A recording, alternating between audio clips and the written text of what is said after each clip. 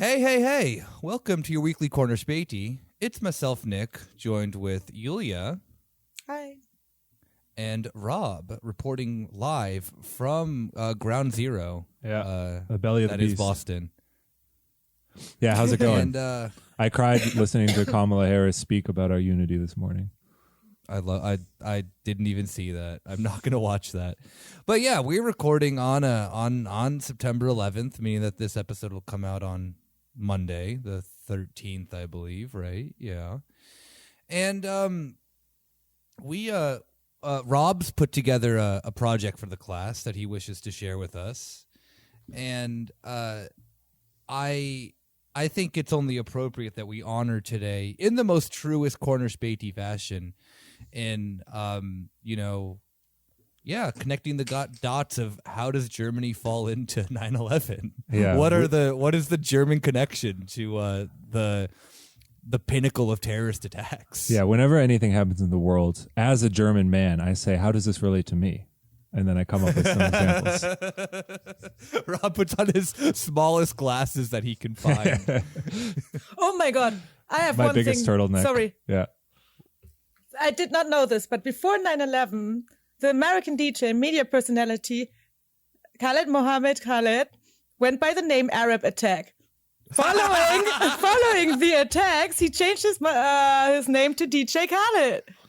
Did you know I actually that? I did not know this. I did not know this. This is amazing. This is my favorite. Do you want to know another bit of Just imagine, 9/11? instead of DJ Khaled, he would always say Arab Attack. I mean, I don't think he should have ever changed it. No, what me neither. is cancel culture if not DJ Khaled changing his name from Arab Attack, which is significantly better than just DJ Khaled. your first name. Yeah. Sorry. Okay, sorry, I did not want to DJ interrupt. Khalid Sheikh Mohammed, on the other hand, though, I could fuck with that. Okay, this is my favorite. Yes, post. That is a Twitter name for someone out there. DJ Khalid Sheikh Mohammed. No, it's not. Actually, please don't. You'll end up immediately on a watch list. Probably. That does count as so DJ Khaled's entire discography is your post 9/11 media choice then? Yes. Just imagine what would have happened if he would have gone by the name Arab Attack. Yeah. Probably. Yeah. Arab Attacks. I feel that DJ Khaled is a perfect post 9/11 just thing. Yeah. Entity. Yeah, we the figure. best again and again. Yeah. Exactly. Yeah. What I wanted to say though before Rob puts the tiniest pair of glasses known to man on and we dive into this German Rindersuppe of 9/11 is that on the day before September 11th, I found this out very recently. The World Trade Center gave wrote a letter of congratulations to Limp Bizkit for them winning the VMA for Best Video or some shit like that for Roland, which was filmed on the World Trade Yes. Center. True. Oh my God. That's amazing. I didn't know they sent some party favors, they some sent chocolate a letter and flowers. Yeah, the day before 9/11. So, I mean, I'm now a weird, different type of 9/11 truther that then also mixes in that I think it was an organized effort to kill nu metal. I'm just saying. I believe that. Yes, me too. I'll elaborate on a different episode on Nick and Neron's nu metal chats. But stay tuned. Also, what's it called? This makes perfect sense because System of a Down's Toxicity came out 2 days before 9/11, and they wanted to stop it at all costs. Yes. That's, I believe Jay-Z, the Black album came out on 9/11 or his other one? Yeah, it did. Mm-hmm. No, the Blueprint. Yeah, the Blueprint. So Jay-Z did 9/11. Damn. Maybe it wasn't enough for him to make the Yankee cap more famous than the Yankees can. No, He had exactly. Yeah, he made 9/11 more He had to famous. destroy 2 landmarks in New York. I made 9/11 more famous than Mohammed can. Yes. Does that you can rhyme a lot of things with Atta. Yeah. So yeah, I up front I want to say that I do not have any great smoking gun here. I'm sorry, I don't have the key to unlock your to really fully flesh out your 9/11 conspiracy. A lot of people are. There's been I'm not sure what to call it, a new wave of independent researchers, let's say, on the phenomenon of 9/11.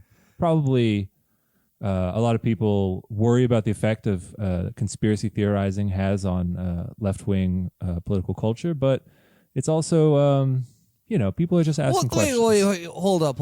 Before we get into any of that, the 9/11 truther movement, at the end of the day, if it ends up with you being like the United States is an imperialist piece of shit country that then literally will do anything to expand its influence, you're not wrong. Yeah. I don't care. Yeah. I don't care if you think that like Bush blew up the towers or not. If your thesis, comes to the conclusion that then like the U.S. is an evil country that will do anything to promote its version of imperialism, then yeah, we're on the same page. I personally don't think that it was controlled demolition. No. I think that there's a lot of loose ends that do point directly to the CIA. There is probably, I would argue, lots of CIA involvement with how 9/11 happened.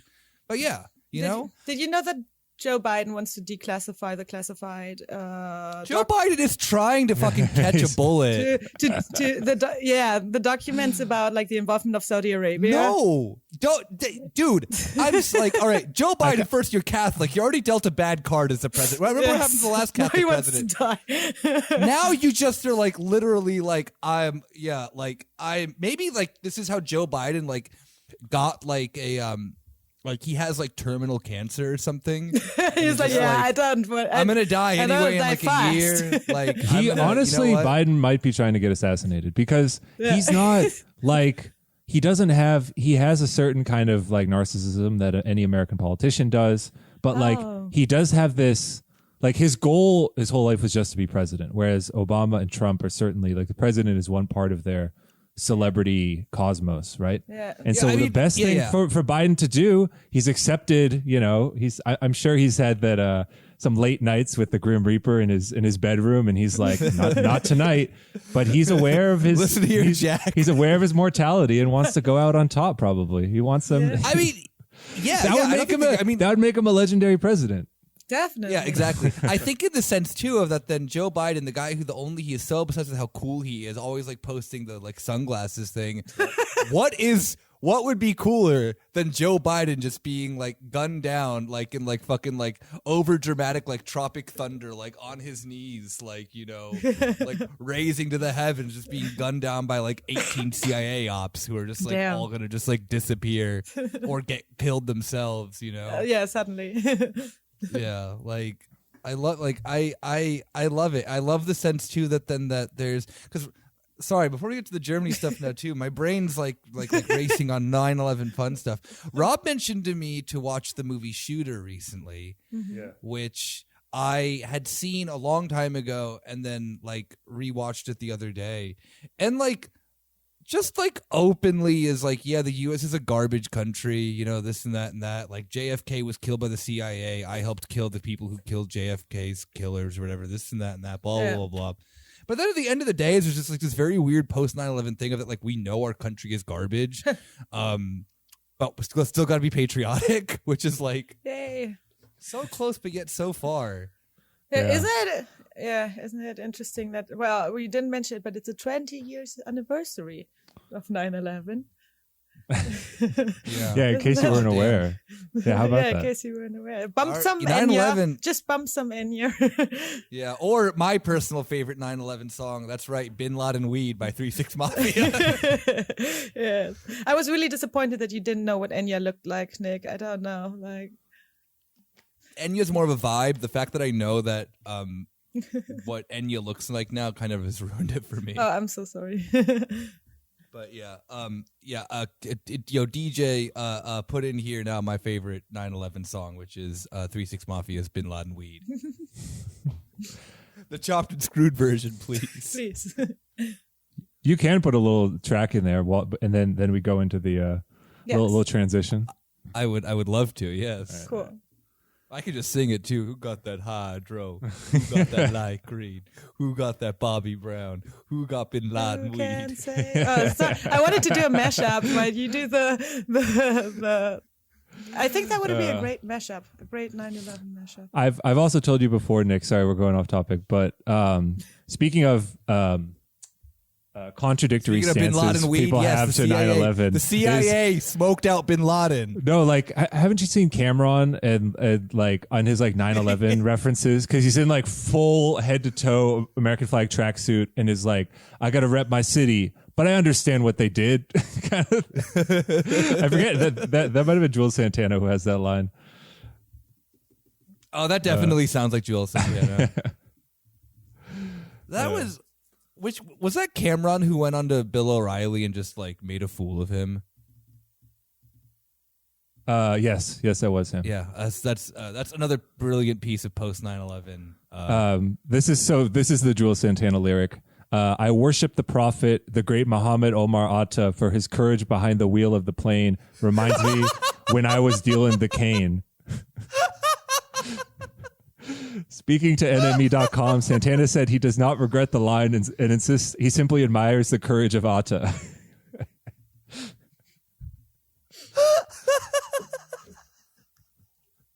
That's fucking amazing. That's the greatest line in hip hop. He does expand. I feel my diplomats are my team, and I'm going to do whatever it takes for them, for my people, the same way as he did for his people. Wait, what? Yeah. Imagine now, like Jules Santana sitting down for like a Genius Verified thing on YouTube. So yeah, what I meant by that is exactly what I said. Yeah. Yeah, but like now, like imagine like a mumble rapper having to explain. I hate using the term mumble rapper, but you guys know what I fucking mean. Imagine just like a modern, like a SoundCloud rapper, just like sitting there, just like zanned out of his mind, having to explain why he dropped the name Mohammed Atta on a lyric. Just like, yeah, man, I don't know. I just fuck with him. You know, I think he's cool. I think he's just a leader. You know, me and my squad. Yeah, you know, bang a gang. Yeah, we want to just replicate the dedication of Mohammed Atta. Yeah, that's going to exist somewhere. You know, I think you're giving. I think people would just see them like in a meme, like in a Tumblr vaporwave GIF, and is like, no, I just referenced the guy from the GIF. Like they wouldn't know who he was. No. Yeah, if it's Gen Z, there would be no. know. Gen Z people, Gen Z weird, like people who are into like weird shit for the sake of being into weird shit. Like a lot of Gen Zers, like alt Gen Zer kids, would just like throw, like the ones who are like, oh my God, I love Ted Kaczynski. There'd be like a weird group and be like, I'm going to drop Mohammed Atta's name. Just like, yeah, maybe they think like 9/11 is the vibe, which it is. 9/11 is a vibe, baby. Let's dive into it. Check out the description for investigations into the many sides of Jules Santana. Yes, exactly. All right. So yeah, transition to Rob's tiny glasses now going on. Yeah, I will say that was mostly just a preface to say I don't have any smoking gun. I just hope to make a modest contribution. Just looking at some facts on the ground, sharing them with my friends, and maybe having a laugh. That or two is what a about it. podcast is, right? Yeah, exactly. But I'm not starting with any conspiracy. I'm starting with a 1 September morning, not September 11th. But September 14th, this is the headline from CNN.com. Schröder leads Berliners in grief. 200,000 people gathered in Berlin for the official America Solidarity. Never again. The official title of the gathering is... Wait, now I've lost it. Keine Macht dem Terror, Solidarität mit den Vereinigten Staaten von Amerika. And I got to say, always solidarity with the United States. Always. On September 14th and always. Allies. No, that reminds me of... Wait, are we already at the part where we share our stories? Where were you when 9/11? Oh, go ahead, please. Where were you on that one September 14th morning? And you what heard day the, was it, by the way? What day was it? What, on September 11th? Or yeah, like weekday. What weekday was it? September 11th, a Monday? Seriously? Tuesday. Wednesday. I just know it was a very, very boring day. And I was upstairs in my room. Then you got a little bit of excitement in your day. You're like, damn. Until my mom turned the TV on and called me down. I don't know where my siblings were. I think I was the only one watching it, actually. So I was sitting in front of the TV. Oh, wait, are we actually doing a Where Were You? Or is this going to like go somewhere? Yeah, it's just going to go like to then being on the bus the next day and everyone was talking about it. And we didn't even know what the Twin Towers were. And just because you said like leading the Germans in mourning, they actually wanted to talk about that in school. They were sitting us down and saying, so like, share your feelings, like of the pictures you've seen. And what is this place? And I know you could be all scared and stuff like that. And then they offered us to take off lessons. And I was like, that's so interesting. Just bomb something in another country and I get like off school or something. I don't know. That never when Yulia joined Al Qaeda. Yeah. I just went for more off days. Yeah. I just remember. At one point, we watched the 9/11 Truth documentary with my philosophy teacher. She was cool. It's not like she believed in it. She just wanted to show. You watched Loose Change. Yeah. I don't know what it was, but it was the one with Windex in it. That's like part Windex of the German curriculum.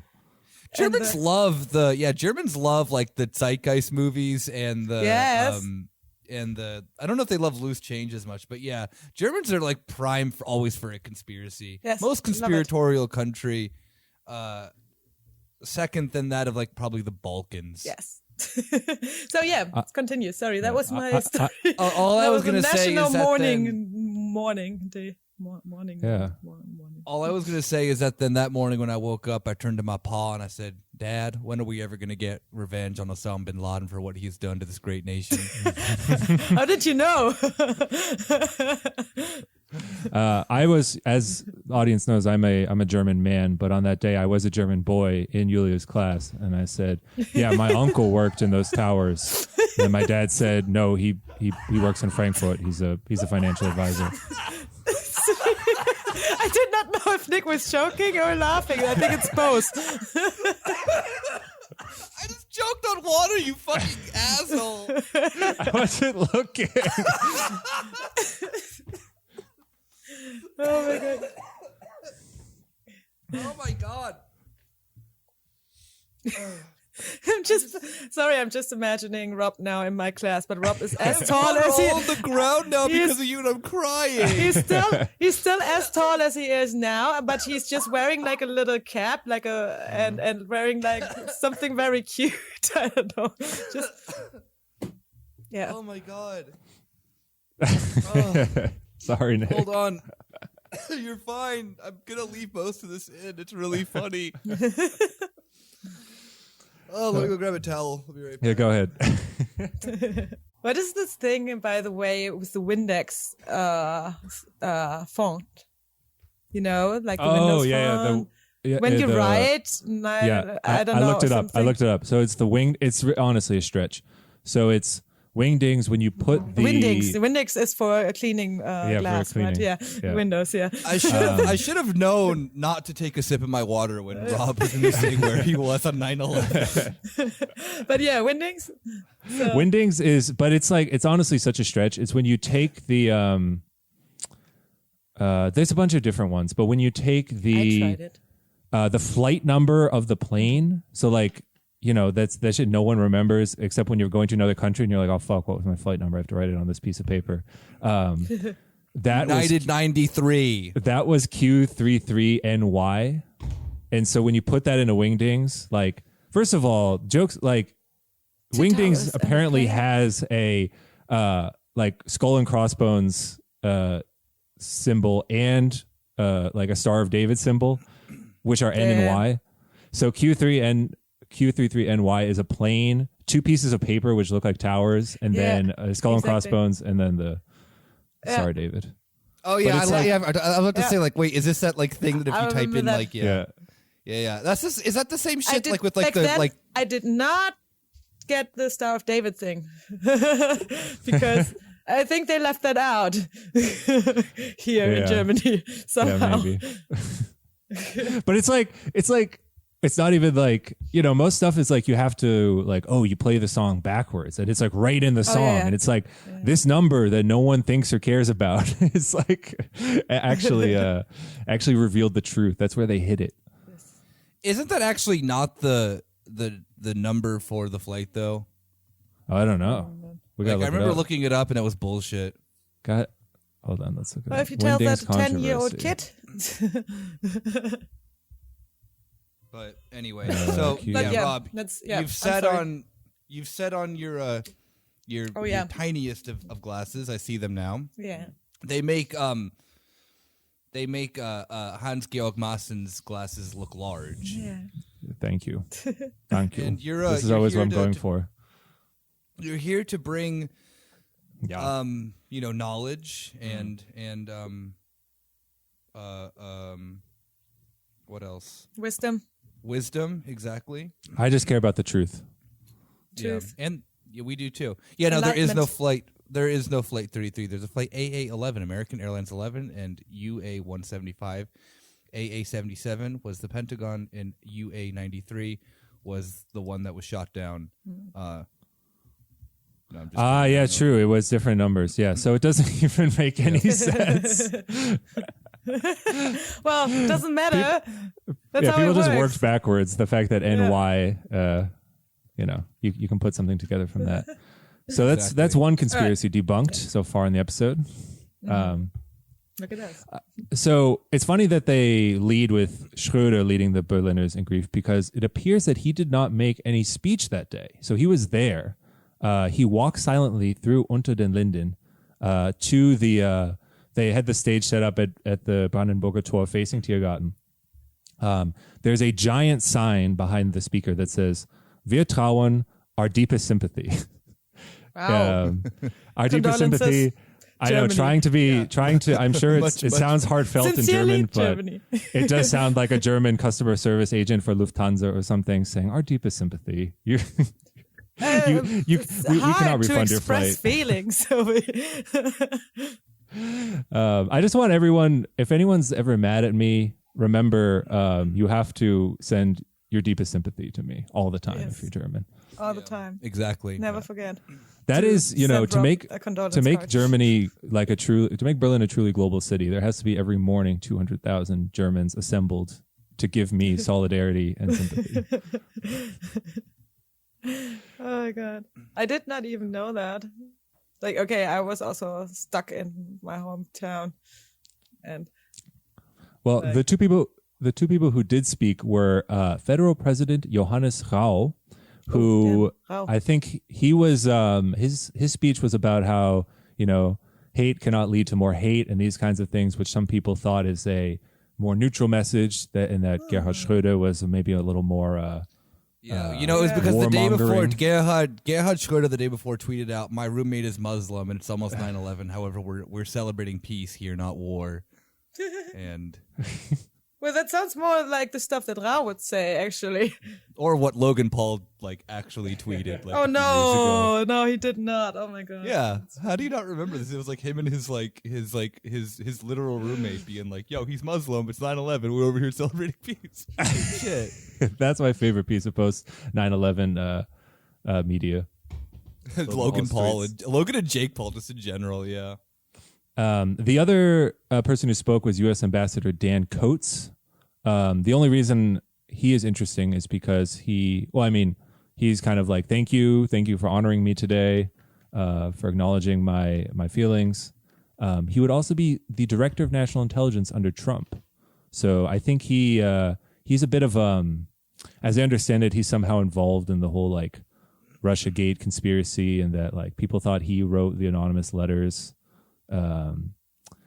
taking down Trump, or I didn't even keep track of that stuff. But he's been around, and he goes all the way back to his star-making turn on September 14th, 2001, in front of the Brandenburger Tor.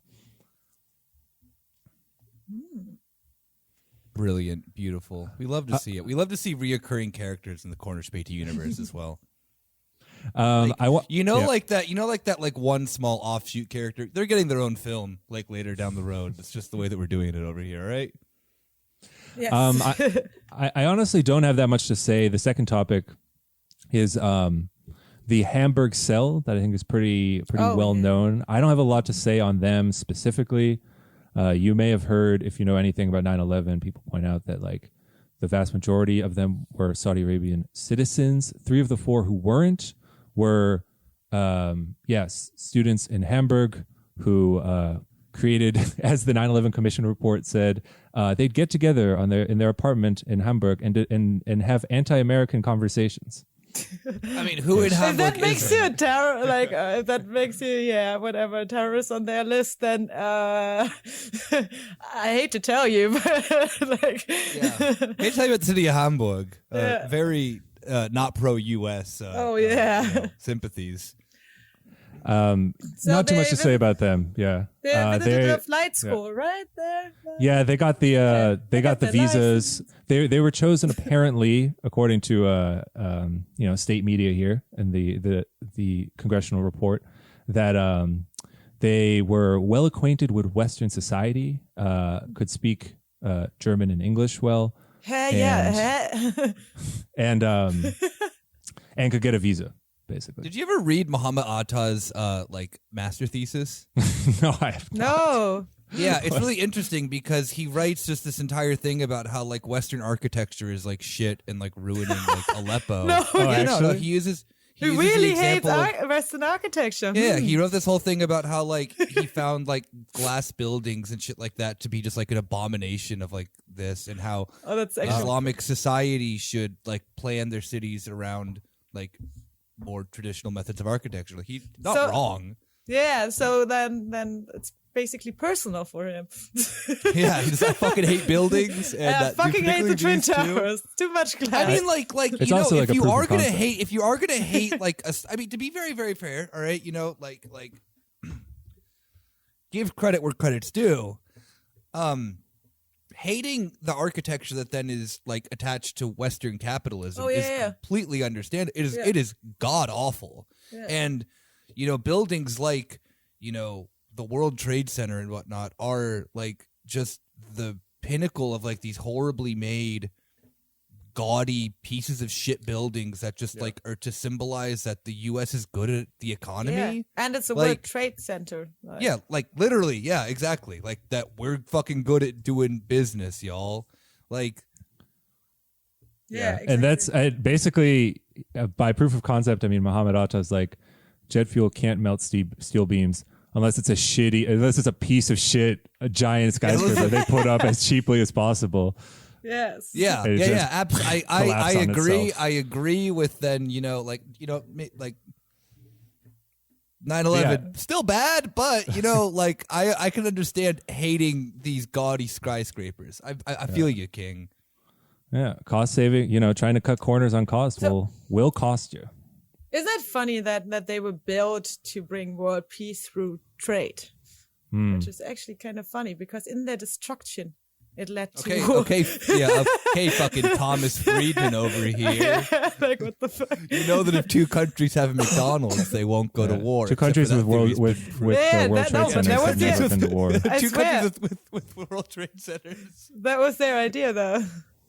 Oh yeah. That's like a total like 70s because that's... Wait, wasn't it planned in the 30s, 39 or something? No. No? No. The World Trade Center was built in the 70s. Oh, damn. Hence why it was so shitty. It's like the beginning of like deregulation in like every regard whatsoever. New York was like one of the first cities to start deregulating. The idea was developed in 1939. Yeah. Well, that's also, who else had a couple of... No, wait, that was a little bit later, but yeah, a little bit earlier. All right. But yeah. The only other characters I want to mention in Hamburg are, well, first of all, a lot of the people who were not involved in the attack but are allegedly helped plan it were some of the people, kept at Guantanamo for years on end. One is this Mohamedou Slahi, who wrote, he's kind of famous for writing the Guantanamo Diary, international bestseller. Yeah. He was, in Hamburg at the time. There's one story of a man named Khalid El-Masri, who was a German and Lebanese citizen who was picked up by Macedonian police in 2003, handed over to the CIA, kept at a black site, who was not the guy Khalid El-Masri is just someone else, apparently, who his whole role in this apparently is that the Hamburg cell just ran into him on a train, and he said, and he struck up a conversation with them about jihad in Chechnya. So the story goes. Hanging out, talking about my favorite topics with random people on the train. So no one is weird. No one's actually identified this guy, if he exists or whatever. But this other guy with the same name was picked up, tortured at CIA black site. Our friend who we just introduced, Dan Coates, convinced the German Interior Minister Otto Schily not to basically like reveal the black site program where he was. Oh my god! And yeah, eventually he was released. Don't do it. He did win his case in front of the European Court of Human Rights in Strasbourg in 2012.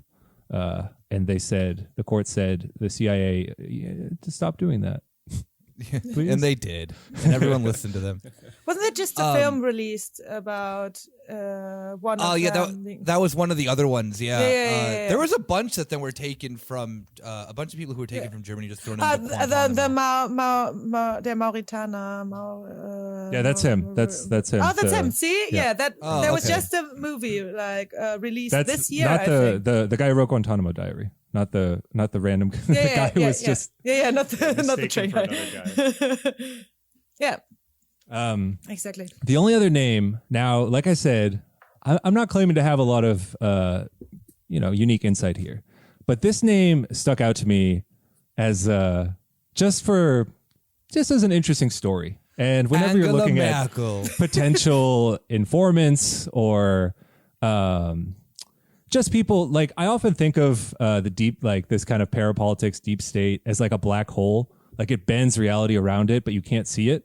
So you're just like, that's a little weird.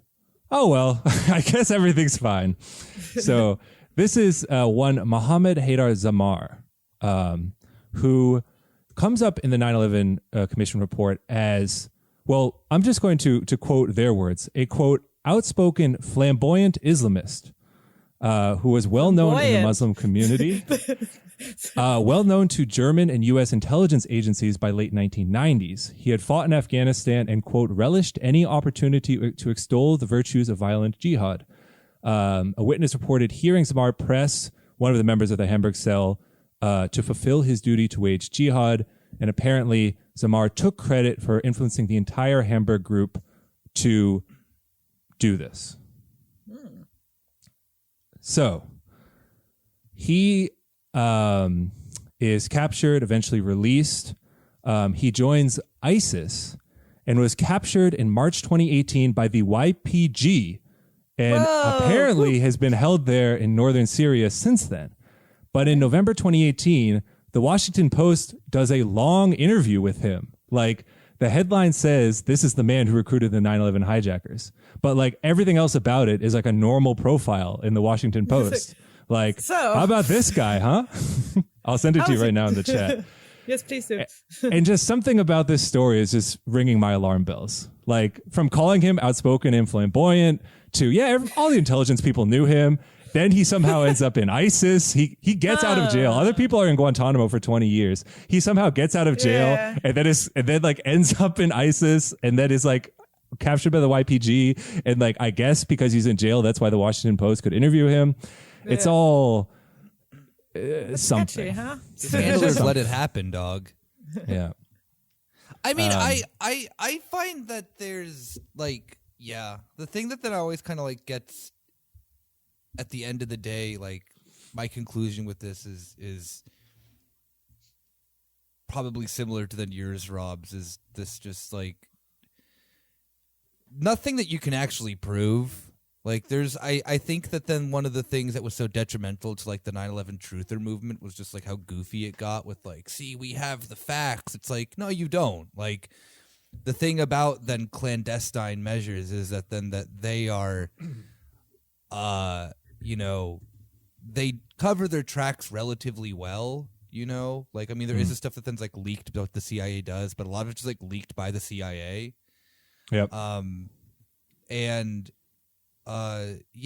Like, and I think the method that then people think that then it happens is just like very much the fact that they're just like, there's a dude who probably, this guy guaranteed probably has connections to the CIA, for whatever reason, you know, I mean, how many loose ends are just out there that the CIA has like contact with like Al Qaeda and shit like that, you know? Exactly, yeah. Or like the CIA fucking sending weapons to Al Nusra just didn't just like pop up out of nowhere, you know? Like, yeah, I mean, like this, you see it like enveloping around you or whatever, and you're like, well, seems kind of funky. Guess I can't really. I mean, if you start digging into it, then you like your brain will rot. Yeah. Well, one of the I think you hit upon the crucial thing, which hopefully should what makes like a liberal conspiracy theorist, like what makes that poisonous to their mind is that at the end of the day, whether it's our friend Oliver Stone or Spike Lee said the same thing about his recent documentary. At the end of the day, they're like, here are all the facts. And you know, the U.S. Congress should establish a commission to like look into this. And it's like, what? Like you expect like a final, like once you get all the facts, you put it before the judge, and then you're going to prove that, you know, the U.S. government will be forced to admit you're right. You know, we did it all, which is like they cannot hold that dissonance in their head in the final analysis, which is why also, you know, doing independent research, like Nick was saying, if you allow the dissonance in your head and the outcome is just, guess the state lies all the time about what they're doing, that's a pretty good conclusion to come to. Yeah, you don't need the resolution. The liberals push for the resolution. You're gonna out of the theory. Like you're gonna ruin your brain. Yeah. You will go crazy. Like it just I'm sorry. Like there is so much just shady shit that you can deep dive with. I mean, not even just 9/11, but like any of these like conspiracy theories that then have a lot of truth in them. Yeah, like just don't do it. Like just end up as a Marxist and you're fine. Any final thoughts on that before we change topics completely and talk about Deutsche Bank and the CIA? Yes. Yeah, speaking of, don't go deeper into it, by the way. Let's go deeper into it. So I just want to unpack this a bit. A lot of this doesn't have to do with Deutsche Bank proper, because this all revolves around two banks, Alex Brown and Bankers Trust, which were both which merged in 97 and then were bought by Deutsche Bank in 99, and then are like basically the center of this whole conspiracy, this whole thing going on. So that opens a lot of questions that I don't know about, but I'm just here to report it. So if you've heard anything about 9/11, you're probably aware of the multiple academic papers which argue that there was option trading on United before 9/11 consistent with informed trading. So that there was some knowledge of both the amount and the frequency of bids made. I'm going to mess up the financial language. Before 9/11 points to the fact that someone or people had prior knowledge of these stocks going down. One of the people who made this argument most vociferously was Ernst Welteke, who was president of the Deutsche Bundesbank during 9/11. I don't even know much about Welteke. He was appointed by Schröder, so he was under his government. He's just kind of like, there's irrefutable proof of insider trading. And I don't know what to do with that information. That's also what like a lot of these reports say, like, how about that? That's interesting, yeah. How about that? So the place where this trading was done through Deutsche Bank, but it was actually done through Alex Brown, subsidiary of Deutsche Bank, which is where a lot of these curious CIA connections come into being. So if we're going to talk about this, we have to talk about one Alvin Bernard Buzzy Krongard, a.k.a. Buzzy Krongard. He was the head of the U.S. investment bank, Alex Brown, through its merger with Bankers Trust in 97, and then left to join the CIA in 1998. That's being all a banker public record, going to the CIA. Indisputable. Just a career, just change a career path when you're like 40-something years old. I mean, follow your dreams, I guess. Yeah. My dream is to overthrow countries, yes. He was appointed by someone who comes up a lot in these, when you're talking about this, which is George Tenet, who was head of the CIA at the time. Wait, I'm not messing that up, right? No, he was. Yeah.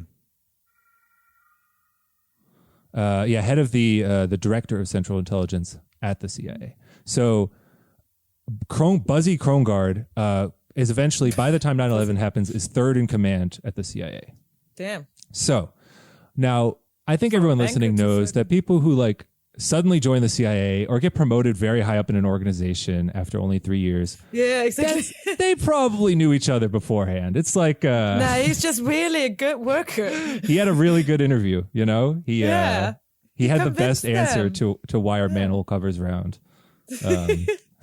He's willing to do overtime sometimes. He's a good colleague. He's always friendly. He brings cake. Yeah, he'll hop in and do the waterboarding himself sometimes, you know? Exactly. It's just a team player. Yeah, you know, you get to waterboard the boss for a little team building.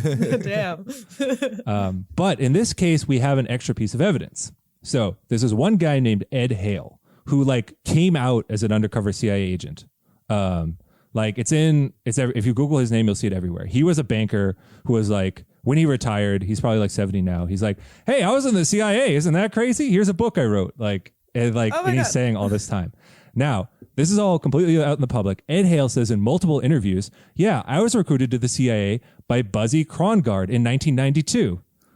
And then people were like, Buzzy Krongard wasn't hired by the CIA until 98. And he's like, well, he recruited me. That's all I can say. I love that. Like, I love this shit of when just like people who are in the CIA just don't care anymore. Yeah, he's like, I'm writing a book, dude. Yeah, like, I've been dreaming my whole life to write my book called, and I kid you not, Hailstorm. Get it? That's fucking sick. That's awesome. His name already sounds like he's a rock star or something, like Ed Hale or something. Yeah. I sounds like Eddie Van Halen. Yeah, exactly. That's why I thought about that. There is a band called Hailstorm, actually, but yeah. But that again sounds like it is a Swedish power metal. Okay. Okay. Like a power metal band. I think they actually kind of are, but it doesn't matter. Okay. The thing, it's just always shit that then like a CIA guy will just be like talking and be like, oh yeah, you know, when we were just like stationed in, insert country the United States is not supposed to be stationed in. And it's like, oh, what year were you there? And they'll just be like, whatever. You know, like this, or like you see it then in the sense too, just like whenever you see these old interviews of like old CIA guys just like talking about like funding the Mujahideen, they're just like open about it. It's like, yeah, like I met Osama bin Laden like 3 times. He was cool. Like, you know, we gave them Stinger missiles. We gave them this. We gave them that. Like, you know, yeah, we knew that they were connected to Al Qaeda. It's like just saying it out in the open. Like, I don't know. Like, what is there to hide at this point? It gets frustrating if you always have to be so secretive. You want to tell people about exactly. your accomplishments. I want to tell the world about what I'm doing here. Yeah. You know? Like, all the exciting stuff you've done. They have to know how cool I am. Yeah. People just thought I was a banker. Yeah. I mean, that's honestly most spy things. Like James Bond was written by Ian Fleming, who was a spy, and then he's like, now I have to talk about. Like, it only counts as cool if people know about it. Yeah, exactly. Otherwise, you're just a banker. Yeah. So that's where a lot of that's all out in the open. There's some like hearsay evidence of people saying like, yeah, on the morning of 9/11, the computers at the Alex Brown Bankers building were hacked into and like froze up. Some people were saying that the trades went through the Baltimore office where Krongard still was or like still had an office. All that stuff is less clear. The other two points that are absolutely clear that I want to bring up is one, that the chairman of the board of Deutsche Bank, Alex Brown, again, it's a subsidiary owned by Deutsche Bank, after Buzzy, was a guy named Mayo Shattuck III. Let's go out with those names. King. Buzzy and Mayo. These are like the just WASP names of like the Eastern establishments who run banks who you haven't heard of, but apparently control the entire world. Damn. He is significant because he resigned on September 12th. Apparently in the middle of a multi-million-dollar, like 3-year contract, just resigned. Damn, you just distress. It's getting to you. Now, I have a little bit more on Buzzy Krongard that I think Nick in particular will be enthused by. I think This I know is where from- this is going. This is from a 2007 New York Times report on a little hit me company with it. called Blackwater. Oh, yes. I knew it was going Favorite. here. I knew that there was this weird connection. All right. I'll quote directly from the New York Times. This is from the 2007 investigation into Blackwater. Here's their description of our good friend Buzzy. Alvin Krongard, 71, who left a $4 million a year job in investment banking to serve in top posts at the Central Intelligence Agency from 1998 to 2004, played what he describes as a routine role as an intermediary in helping Blackwater get its first big security contract from the agency for guards in Afghanistan in 2002. A little bit about what I love about New York Times reporters is they give you that little bit of color, so you really know who this guy is. So this is the 71-year-old Buzzy. He is a quote martial arts enthusiast and former Marine who has regaled friends with tales of punching a great white shark while scuba diving. Oh my God, the story sounds familiar, yes. Of course. Mr. Krongard said he later became friendly with the company's founder, Eric D. Prince. And the white shark. Sorry. They have hunted near Blackwater's North Carolina training ground and at Mr. Krongard's hunting club in Maryland. So just a couple of bros, one of whom Hanging out, doing involved in bro 9/11 shit. conspiracies, the other involved in every U.S. military industrial complex conspiracy since then, hanging out, hunting foxes or whatever they do, Punching having a white great sharks. time. Talking about no shit, I punched a great white shark right in the. He was about to eat me. No shit, I just stuck my punched him. surfboard in his mouth so he couldn't close it, and then I kicked him in the punched nuts. him. Yeah, dude. bro, Punched him right in his eye. it was like the Rancor in Star Wars. Oh my God. At the time of this 2007 investigation, Krongard sat on the board of Blackwater. Of course. Oh damn! How did that happen? You're just hanging out with friends. You know, the day it doesn't feel like work is the last day you work in your life. You know, and Buzzy. Yeah, exactly. Because you're it's not even being work to him. deployed. You're being deployed to a country you're not supposed to be in. So, Speaking of WASP pedigree, he is the CIA guy, but his brother Cookie is also involved in all this. No, his brother is not named Cookie though. His brother's nickname, sorry, it's Howard J. Buzz- Krongard, aka That is- Cookie. Buzzy and Cookie. He was the State Department Inspector General at the time, so the kind of controversy is that he was like preventing oversight of Blackwater, which like that's the way it's all supposed to go. They're all the banking Exactly. WASP buddies who run a bunch of this stuff, and you know, we can come to an agreement.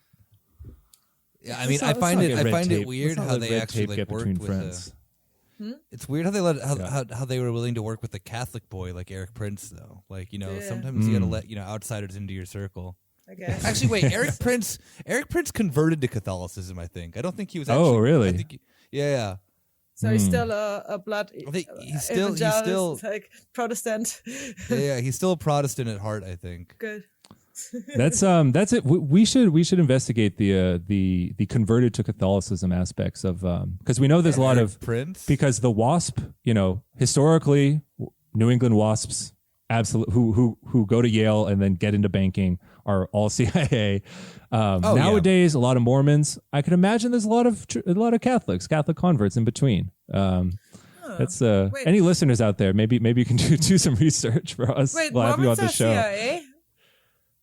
Yeah, nowadays for sure. Yeah? You know, just like what's his face who ran for president? Mitt Romney. No, Oh. the guy who sucked in Utah?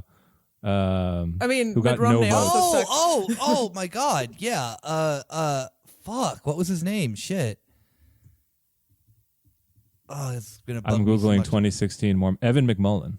Evan McMullen. Yeah, Okay. because he was like I he did was. not know that. Forgot about him. Yeah. Must be I'm those just sa- schools. Well, I Same mean, with the WASP. yeah, it's a lot of Yeah. like.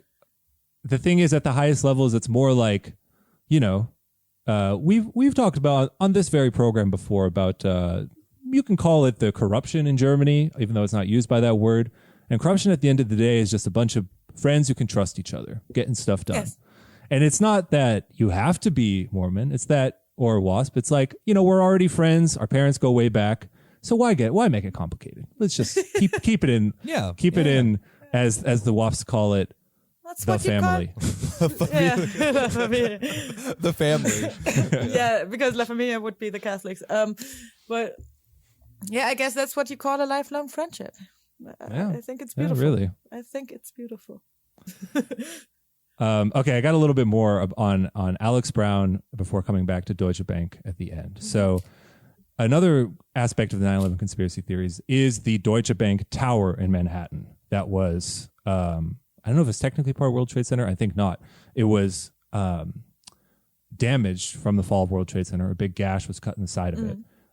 And there's a lot Deutsche of Bank Tower was 80 seconds away from the tower. Some cow would fuck with the wrong building that meant to hit ours. What? Did you just come up with that? No, that's the lyric from Patiently Waiting with from Eminem and 50 Cent, where it's like Shady Records is 80 seconds away from the tower. No. Is Shady Records at the Deutsche Bank Tower building? Maybe. I don't know, but it's like, I mean, think about it.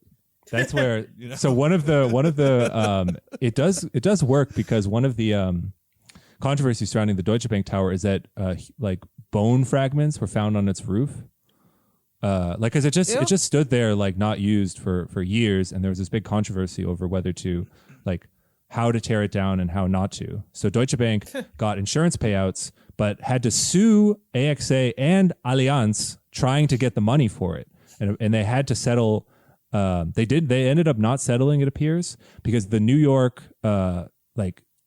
State created this company, the LMDC, the Lower Manhattan Development Company or something, to just like go in and like, sort these things out. So it paid Deutsche Bank some $100-something million. The CNN article I read said that Deutsche Bank ended up making over $200 million over the period from 2000 to 2000, or over this period. And then like a quote from the bank's like, "It is grossly inaccurate to imply Deutsche Bank profited from 9/11.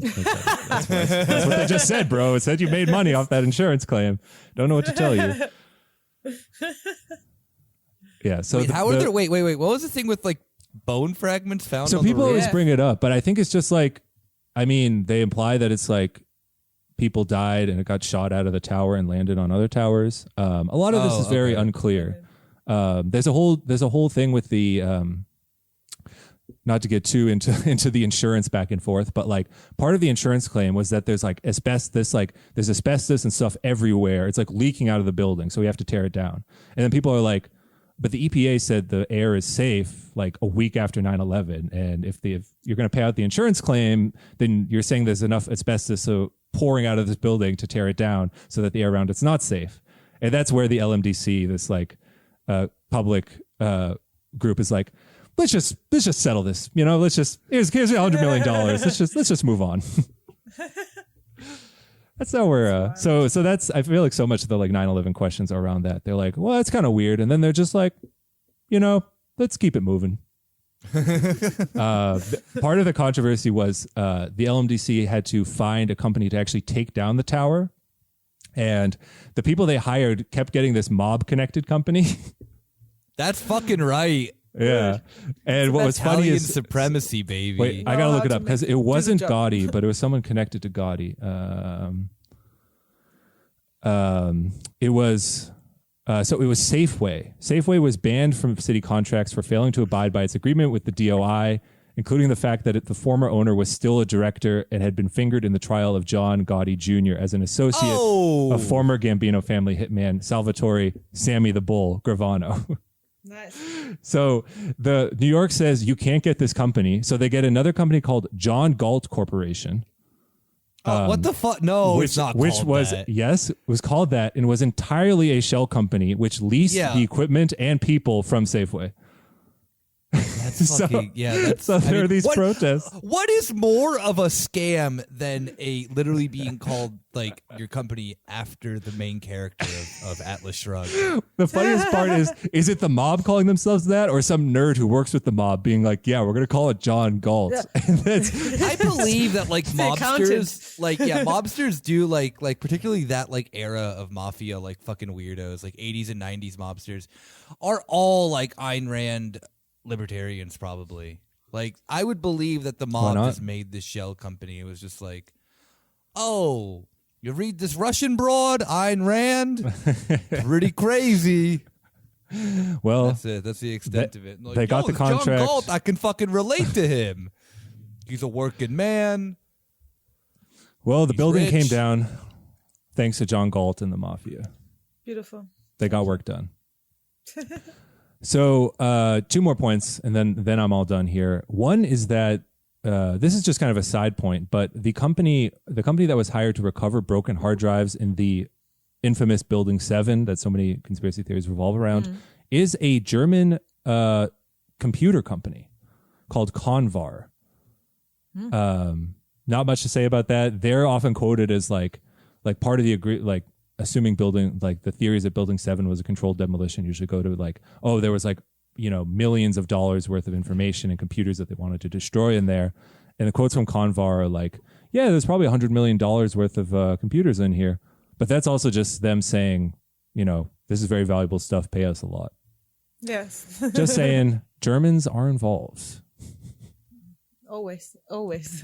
Germany did 9/11 is what we're really trying to say. They're also involved in the most Basically. obscure way, because it's like, how do Germans get in here? It's like not even Money. like bankers. It's Germans who own the money, and then German computer experts who like recover data from lost hard drives. It's like, yeah, of course the German nerds are involved. Yes. Yeah. Yeah, It explains too why there's so many German truthers. I love to imagine they're the ones messing up the conspiracy. Like they're like, all right, Building 7's just going to disappear. We don't care about it. And then these German nerds are just coming like, actually, there is $100 million of there's a lot of valuable things that were destroyed, and we can get them all back. We have this, we have the computer skills. Yeah, we have the Wayback Machine. Yeah, then they're like, no, you don't need to do that. He says illegal transfers of more than $100 million might have been made immediately before and during the disaster. Who knows? That's according to one Richard Wagner, a data retrieval expert at the company. His name is Richard Wagner. Yeah. Richard Wagner. Oh no, I knew it. A little bit more about the company, just because I think it's interesting. They have a staff of 30 in a high security facility in Pirmasens. Am I saying that right? In Rheinland-Pfalz. And the firm has worked with the U.S. Armed Forces in Germany as well as the German Federal Police. Pirmasens is a town of 36,000, still suffering from the departure of some 4,000 American soldiers stationed here during the Cold War. Sounds like a fun boo-hoo place. for them. They sound like they're doing real horrible, just getting all these U.S. government contracts that are like incredibly like classified. And the last piece of the puzzle is just Deutsche Bank itself. There's not that much to say here other than the fact that the Bin Laden family had over 314 million Deutschmark worth of accounts at Deutsche Bank. The Deutsche Bank is being sued by the U.S. Gold Star families for aiding terrorists in Afghanistan. We know it's Donald Trump's favorite bank. Not surprising that they're in the middle of all this.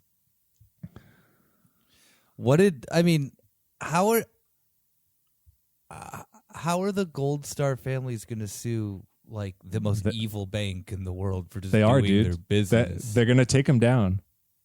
They're going to take down Deutsche Bank from the inside. 7 counts of being evil. Yeah, that's just 911 counts of doing capitalism's bad. Yeah, what do 10 laps? I don't know. I mean, we know about Deutsche Bank. You brought up their They treat in favor quote of about Bolsonaro. Yeah, saying this is the candidate for the markets. I'm imagining if 9/11 It's also had the been candidate for the fascism. 9/11 was before social media, but someone at Deutsche Bank just writing like 9/11 is a great event for the markets. Yeah, probably. Yeah, you know what? Afghanistan, freest market in the world, baby. Just a little bit of can-do attitude and some elbow grease. Yeah, I mean that's because you impose all your own rules onto Yep, it. exactly. That's like one of my favorite little facts of the post 9/11 world is that then like how Afghanistan and Iraq ended up on like the Heritage Foundation's like most economically free countries. Oh yeah, of course. I mean, first you destroy the country, alongside and then you make Chile. it yeah. Oh, mention today is also the day where the CIA backed a coup in Chile and killed elected President Salvador Allende in 1973. I gotta a coup that gets forgotten because of never forget. Yeah, I mean, like maybe that was the real reason why George Bush did 9/11 was to because he was like, oh my God, yeah, nobody ever thought about it. I legitimately find it interesting how like the left has to have their like one up of the like U.S. Propaganda machine and be like, oh yeah, by the way, the real 9/11 is actually Allende, and it's like, I don't know, like I've been living in the post 9/11 world. The real 9/11 for me is the 9/11 that happens every day, which I still is like to 9/11, 9/11. No, of course, yeah, I understand, But it always forget like, about it. No, of course, and I understand like the importance of pointing out that the CIA, did fucking one of the worst crimes of the 20th century continuously over and over and over again around the world. Just as System of a Down's Prison Song says in the lyrics of it, all that fun stuff.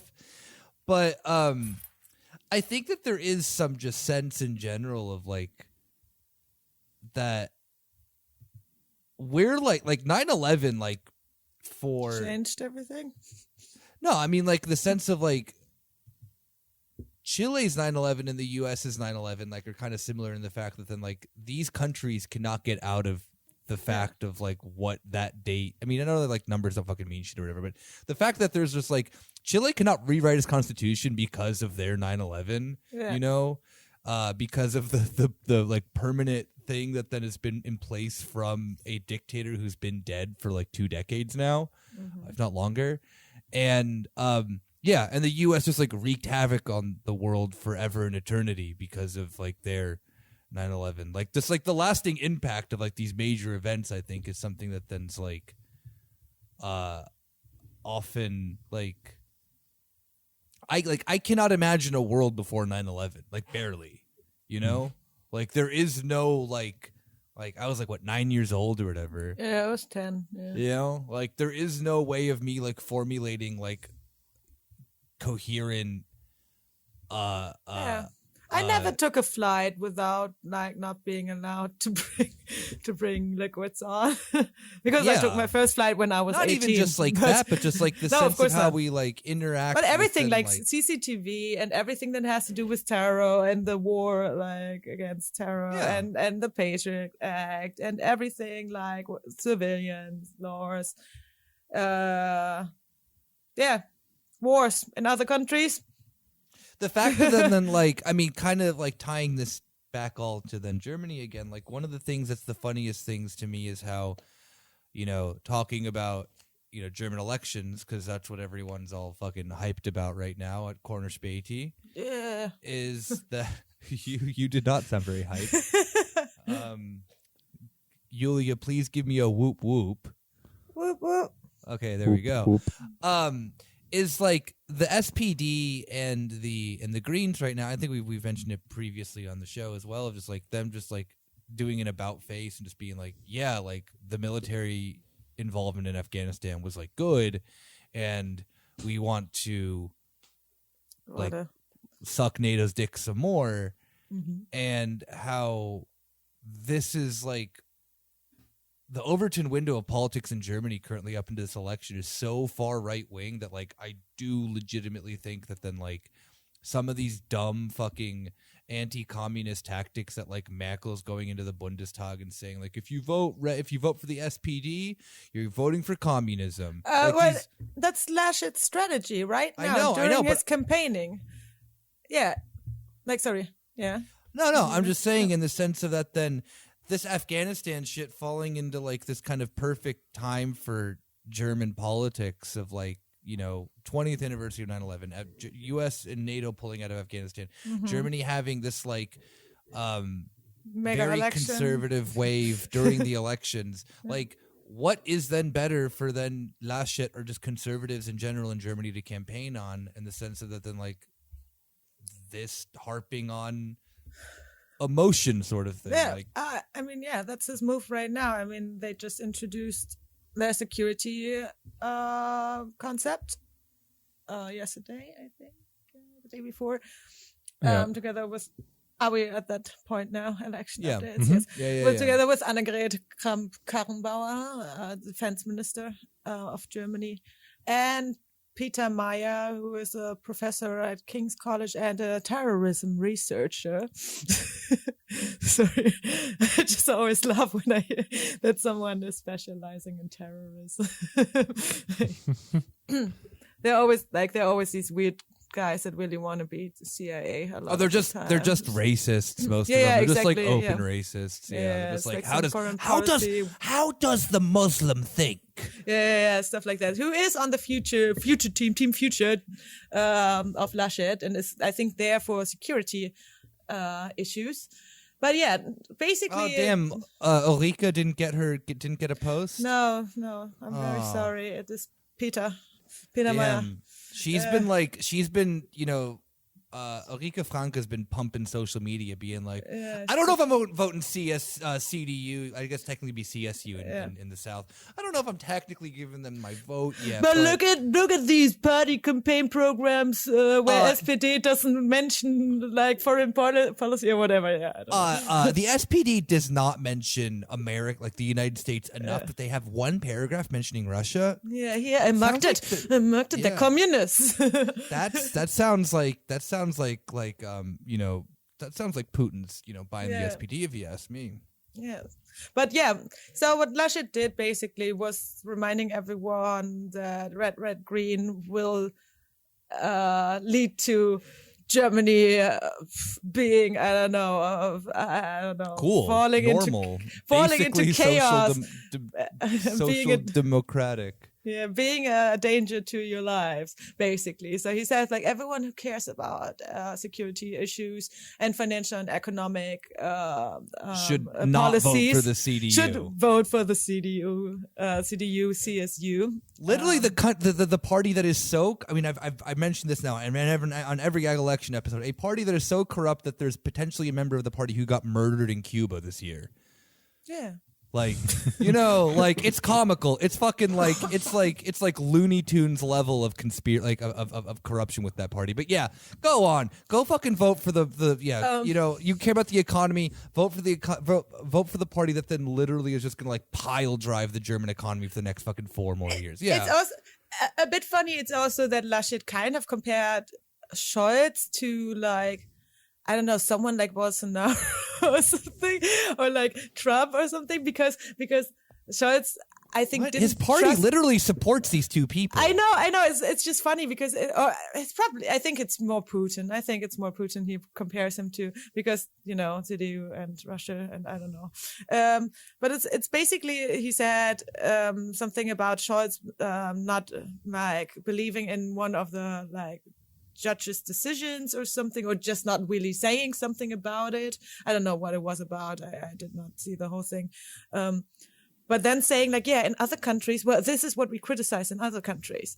You know, this is something that, so basically saying, oh, this Olaf Scholz, he's not for the Rechtsstaatlichkeit. And so he tries to create this like left threat. Like tries to make Olaf Scholz into a left threat. And of course Baerbock anyway, but yeah. It's just funny because I wish. First, I wish. 2, I just cannot believe that. I mean, yes, okay, Germany has an interesting thing of that. Then, like, this country has the most conservative media of a country that's not the United States or maybe the UK. The fact that like every major media thing is in the pocket of the CDU is like just so fucking obvious of that it's like, oh wow, you know, red green could be like, you know, bad for the economy. By the way, the party that then has been at the helm for the last fucking 16 years is like literally falling apart at the seams, because there has been so much corruption happening under like not under Merkel's watch, but as Merkel's been chancellor, that then like when these fucking buffoons are having to like get them, piece themselves together. They're just like slipping on themselves left and right with how many just loose ends they have of all their fucking side businesses that they were doing for the last 16 years. Look at like fucking like Andreas Scheuer just like openly just being like, I'm sending money to Bavaria. Like, Yay. I am literally sending business to Bavaria Bavaria. needs it. They're poor Bavaria needs down there. Bavaria needs more economic development in like the auto industry, which is just pure fucking corruption. Like why are these massive contracts going? And like even Söder like applauded Andreas Scheuer like at the CSU conference today, being like, oh my God, my boy has brought so much money to me. Oh my God. And it's like, what would this be in any other context than just outright corruption? I mean, I know that this is the sense of how like a state and a market function together or whatever, but like, dude, like the CSU is literally the CDU, the CSU, and the FDP are the three worst parties for like basic economic development. Yeah. Sorry. Like, you cannot look at me in a straight face and be like, oh, the debt break is a real fucking problem. No, the real fucking problem is that then you like literally every fucking cunt in all these parties is like enriching themselves during the past fucking 10 years. So I think this brings both of the topics together. 9/11, enriching yourself if you're German. Yeah, being CDU, being in the CDU, enriching yourself by being German. I guess that's the conclusion. But yeah, if you want to hear more about the election. Yeah, we got a lot coming up. We've mentioned it before, but we have a live election night show. I think we're all very excited about. Live. 2 weeks Sunday. from yesterday, right? No, yes, tomorrow. 2 weeks from. But when they hear it, or I don't know when you're hearing it. Oh, sorry, when they hear it. 2 weeks and a day from 9/11. Could it mean something? Maybe. We also probably will have we're definitely going to have more election content on this show, and probably a little bit of a crossover episode with Spaßbremse, who we are doing the live show with. So links will be on Twitter, in the description. You got a lot to look forward to. I'm excited. Yep. Yeah, me too. And on that note, we will see you guys all then for the bonus or next week. Take care. Bye. Bye-bye. Bye.